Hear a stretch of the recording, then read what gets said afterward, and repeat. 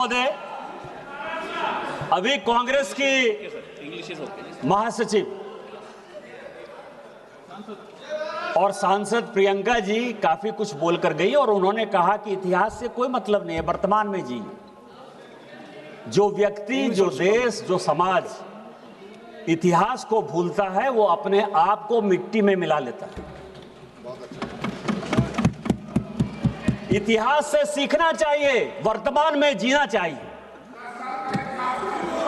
और इस पार्लियामेंट में और इस देश में जिन दो चीजों पर बात होती है सभापति महोदय, हम लोग किस चीज पर चर्चा करते हैं? हम लोग या तो कश्मीर पर चर्चा करते हैं या चीन पर चर्चा करते हैं। इन्हीं दो चीजों पर चर्चा करते हैं। और प्रियंका गांधी और राहुल गांधी जी को लगता है कि नेहरू जी पर उनका एक स्टाम्प है। नेहरू जी आपके नाना हो सकते हैं, दादा हो सकते हैं, इस देश के वो पहले प्रधानमंत्री थे और उनके किए हुए कारनामे पर प्रश्न उठाने का मुझे पूरा अधिकार है। आपकी कोई गारंटी नहीं है, आपकी कोई यूएसपी नहीं है, वो इस देश के प्रधानमंत्री हैं। और यदि लम्हों ने खता की, सदियों ने सजा पाई, तो हम जो सजा पा रहे हैं उसके बारे में प्रश्न उठाने का मुझे पूरा अधिकार है। एक किताब है सर जो नेहरू जी ने खुद लिखी और इस समाज को, इस देश को जानने का अधिकार है। उन्होंने लिखा, उनकी किताब है glimpses of world history. Chair पे आना है 4 बजे से। और वही कांग्रेस की मानसिकता और विपक्षी पार्टियों की मानसिकता वहीं से निकलती है। ग्लिम्पसेस ऑफ वर्ल्ड हिस्ट्री में सभापति महोदय, नेहरू जी ने लिखा कि मोहम्मद गजनी जिसको गजनी और गोरी जिसको कि हम लुटेरा मानते हैं, जो आज का टेररिस्ट जिसको कहते हैं, वो उस जमाने का टेररिस्ट हुआ करता था, उसको वो कहते हैं कि वो वॉरियर था। उसको वो कहते हैं कि वो केवल अपने अंपायर को एक्सपेंड करने के लिए आया था और उसने हिंदुओं पर कोई जुल्म नहीं किया। ये ग्लिम्पसेस ऑफ वर्ल्ड हिस्ट्री में खुद मिस्टर नेहरू लिखते हैं। और यही आज की मानसिकता है। और दूसरी मानसिकता जिसमें कि नेहरू जी के किए हुए कामों पर ये परिवार क्वेश्चन उठाता है। मैं आपको बताऊं कि पाकिस्तान, जिसको कि माननीय गृह मंत्री जी ने बोला, मैं उसको आगे बढ़ाना चाहता हूं कि आखिर पाकिस्तान क्यों बना। और ये मैं सभी को बताना चाहता हूं कि पाकिस्तान क्यों बना। पाकिस्तान दो लोगों ने बनवाया, एक का नाम था मिस्टर जिन्ना, दूसरा का नाम था लियाकत अली। जब 1946 में, प्लीज, जब 1946 में लियाकत अली इस देश का कट्टर नागरिक होना चाहता था। लियाकत अली वेस्टर्न उत्तर प्रदेश का था और वो यहीं बैठकर राजनीति करना चाहता था।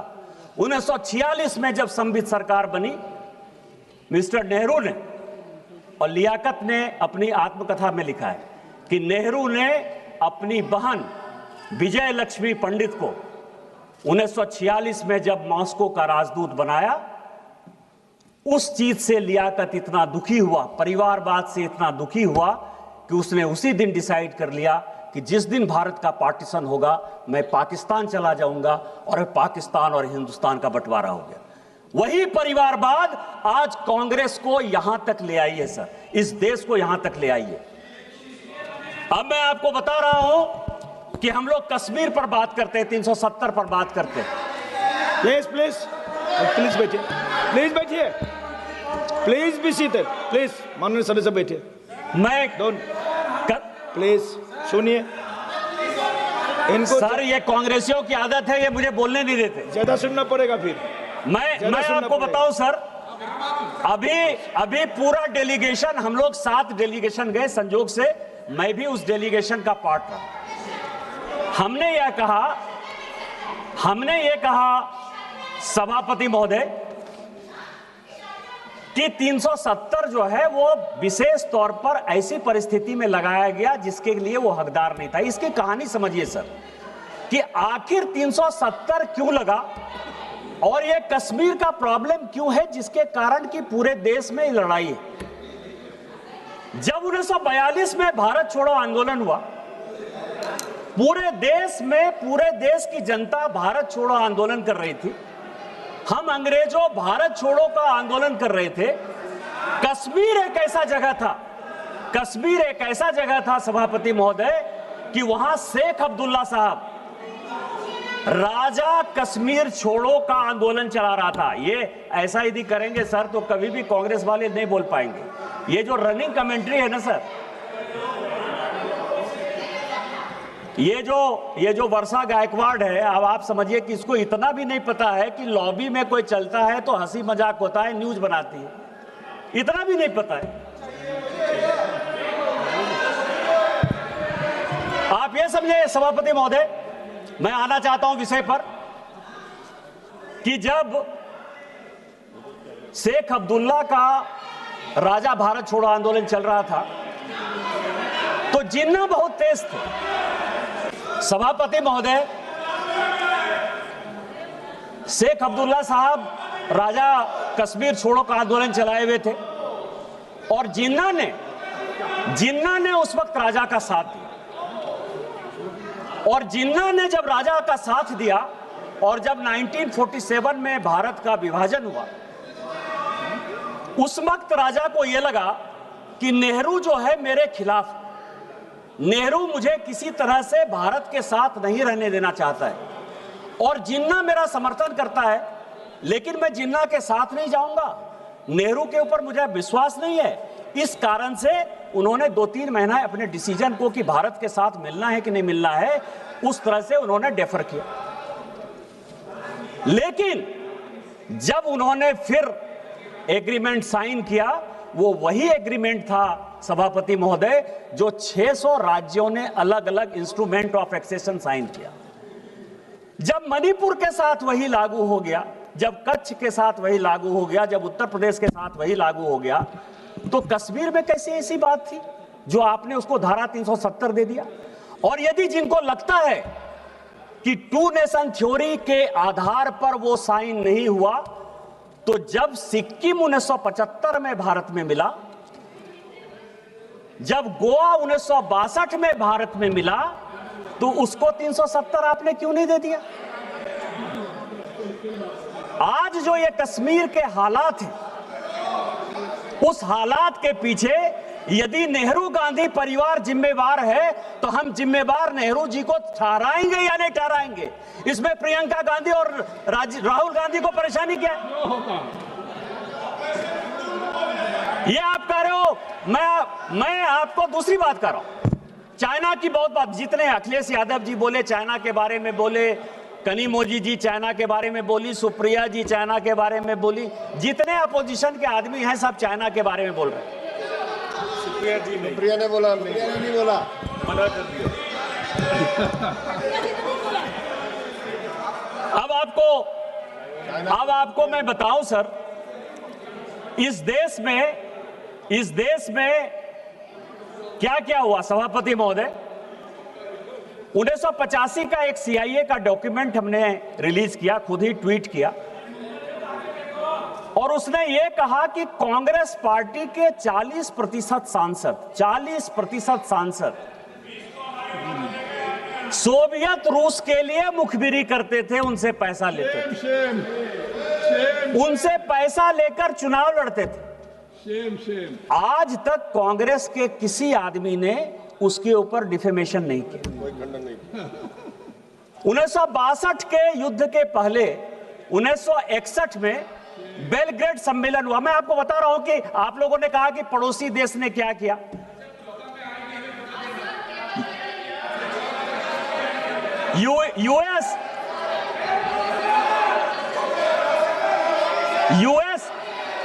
यूएस और अमेरिका, अब यूएस और अमेरिका के पहले 1961 में नेहरू जी ने कहा तिब्बत देने के बाद, और मैं तिब्बत पर भी आना चाहूंगा सर कि तिब्बत है क्या। तिब्बत 1886 में भारत का, नेपाल का और तिब्बत का एक समझौता हुआ। आपको पता है कि तिब्बत जो है नेपाल को एक हर्जाना दिया करता था प्रत्येक साल 1954 तक। वो कभी भी चाइना का पार्ट नहीं था। नेपाल का हिस्सा हुआ करता था तिब्बत, और इसी नेहरू की गलती के कारण तिब्बत चला गया। आज चाइना हमारे माथे पर खड़ा है।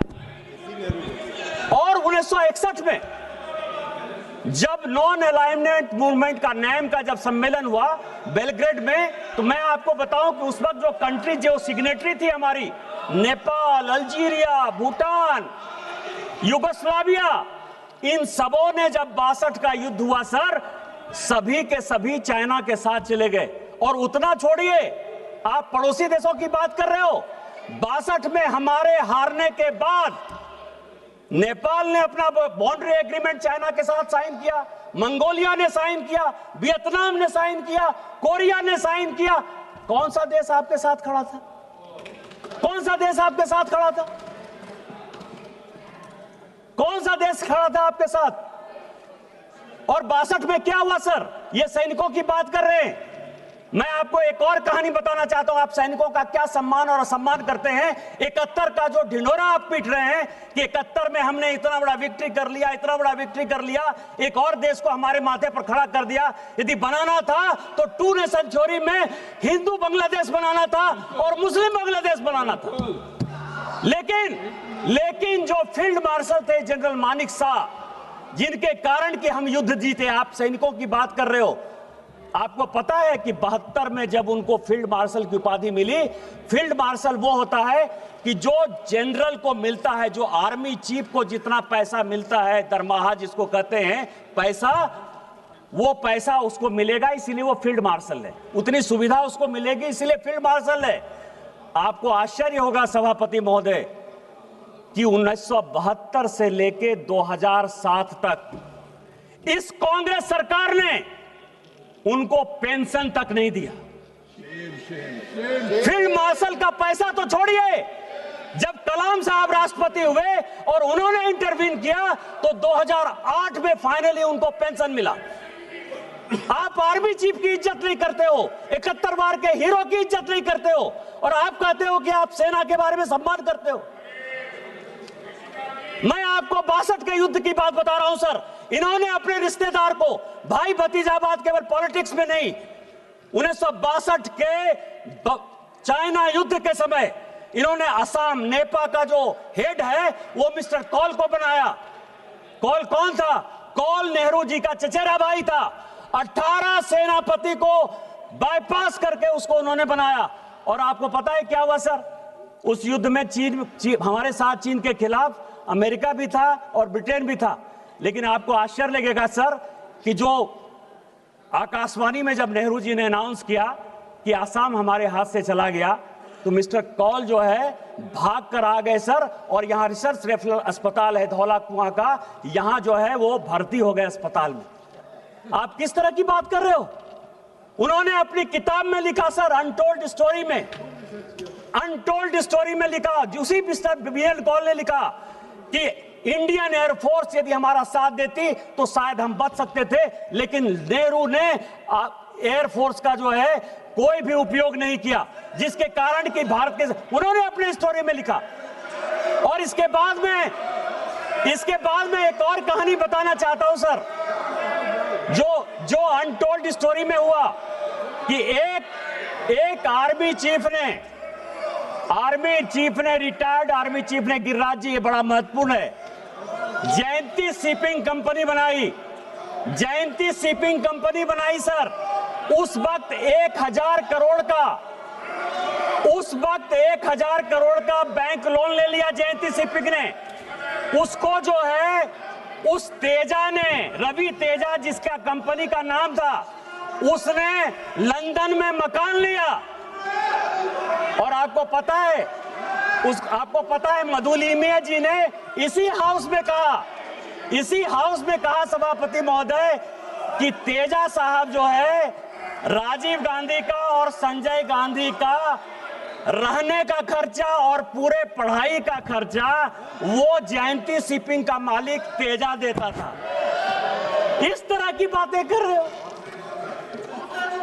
आप। हमसे एयरक्राफ्ट का हिसाब लेते हो।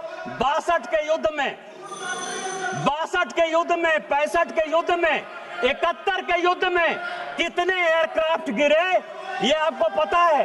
ये पार्लियामेंट में आज तक डिस्कस नहीं हुआ। हमने इसका कभी हिसाब नहीं मांगा। आईएमएफ का लोन 1948 से लेकर 2010 तक यदि मुझे बताओगे तो मैं ये बताऊंगा कि पाकिस्तान को 1948 से लेकर 2010 तक आईएमएफ और वर्ल्ड बैंक लोन देता रहा। आपने एक बार भी उसके ऊपर क्वेश्चन नहीं किया। लेकिन हमने जो है, जब अभी ऑपरेशन सिंदूर के बाद आईएमएफ और वर्ल्ड बैंक लोन लेना चाहती थी, हमने विरोध किया। भारत ने पहली बार विरोध किया। आप सुनना चाहते हो, 65 के युद्ध में 45 एयरक्राफ्ट आपने लूज किया। 1971 के युद्ध में 71 एयरक्राफ्ट आपने लूज किया। आपसे कभी किसी ने हिसाब पूछा? हम देशभक्त नागरिक हैं। भारतीय जनता पार्टी का जन्म ही उसी से हुआ है। श्यामा प्रसाद मुखर्जी जी ने इस कश्मीर को बचाने के लिए अपना बलिदान दिया है। माननीय नरेंद्र मोदी जी ने 1952, 92, 93 में झंडा फहराने के लिए अपने जान की परवाह नहीं की। हमारे लिए एक एक नागरिक महत्वपूर्ण है। आतंकवादी को मिट्टी में मिलाएंगे, पाकिस्तान ऑक्युपाइड कश्मीर को भारत का अंग बनाएंगे। यही हमारा संकल्प है, यही हमारा न्यू नॉर्मल है। और जिस दिन ये बनेगा उस दिन भारत एक होगा। आपने मुझे मौका दिया। इन्हीं शब्दों के साथ जय हिंद, जय भारत। बहुत बहुत धन्यवाद।